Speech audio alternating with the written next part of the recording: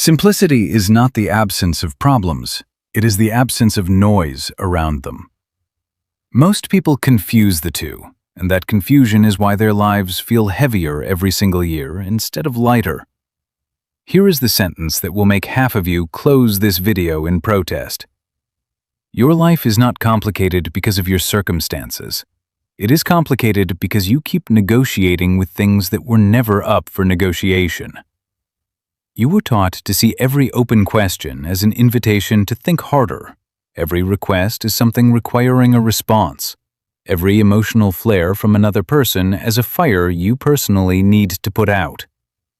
That instinct feels responsible. It feels mature. It is actually the single biggest source of unnecessary weight you carry, and you built it yourself, one small surrender at a time.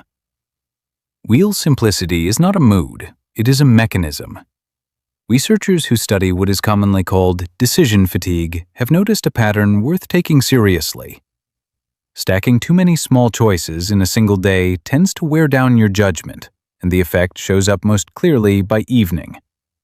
The version of you making decisions late at night is often not the sharp, values-driven person from the morning. It is a tired operator running on fumes, agreeing to things the morning version would have refused outright. This is not a character flaw. Call it behavioral physics.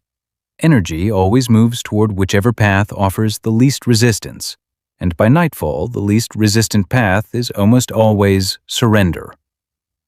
Once you see the mechanics, you can start redesigning them in your favor. What follows is not advice. It is a protocol, 3 phases long, and each phase closes a specific kind of leak in your day. Phase 1 of simplifying your life is reducing the number of live decisions you carry at once. Not by working harder, by closing loops. Psychologists have long observed a related pattern with unfinished tasks in general, an effect often traced back to the researcher Zygarnik. The mind tends to hold on to what is unresolved far more tightly than what is settled, closed, and filed away. A question left hanging, a maybe you never turned into a yes or a no, a relationship you have not defined the terms of, each one can sit in your mind like an open file, quietly pulling at your attention even when you are not thinking about it directly. You do not always need more willpower. Often you need fewer open files. Pick the ones you can close today and close them, even if the answer is uncomfortable.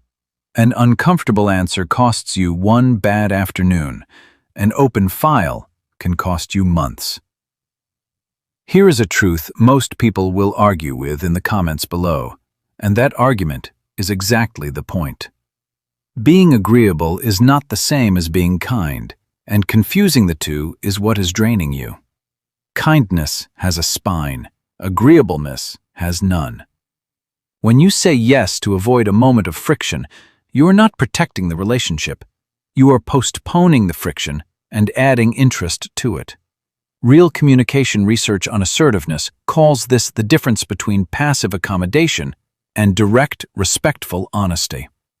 One feels safer in the moment. The other is the only one that actually works over time. Phase 2 is building what we will call your psychological armor, and this is where most people quietly disappear from channels like this one, because armor is not built by watching. It is built by practicing a script until it becomes reflex. So if you actually want the version of yourself that does not get worn down by every small demand life throws at you, this is the part worth staying for, because the next few minutes are the part that changes behavior instead of just describing it. The armor is simple. It is one sentence deployed calmly, without apology, and without a lengthy justification attached to it. Something close to this. I understand what you are asking, and my answer is no. Notice what is missing. There is no excuse. There is no elaborate story defending your legitimacy to have a boundary. The moment you start explaining yourself at length, you have handed the other person a debate, and debates about your own boundaries are a trap disguised as fairness. You do not owe a tribunal. You owe a decision. Phase 3 is protecting that decision once it is made. People will test it. Not always out of malice, sometimes out of habit, because your old pattern trained them to expect negotiation. The pushback is not a sign that you were wrong. It is a sign the old system is trying to reboot itself. Hold the line without raising your voice, without repeating the justification, without softening the answer into something it was never meant to be. Repetition without escalation is the entire weapon here. Say the same calm sentence again if you have to. Say it a third time if necessary. Whoever runs out of energy first loses, and if you built your boundary correctly, it will not be you. There is a quieter truth underneath all of this, and it is the one that actually reorganizes a life instead of just one conversation. Complexity is often a disguise for avoidance. Keeping every option open, every relationship undefined, every commitment vague feels like freedom, but it is frequently fear wearing freedom's clothes. Fear of choosing wrong, fear of disappointing someone, fear of finding out who actually stays once the terms are made clear. Simplicity forces clarity, and clarity is the thing avoidance is always trying to outrun. None of this requires you to become cold or withdrawn. It requires you to stop paying an invisible tax on every interaction just to avoid a few uncomfortable seconds. Once you stop paying it, you will notice how much of what used to exhaust you was never the actual problem. It was the constant negotiation you never needed to have in the first place. Keep the armor on after this video ends, because the moment you take it off out of habit is the moment someone else picks it up and uses it against you.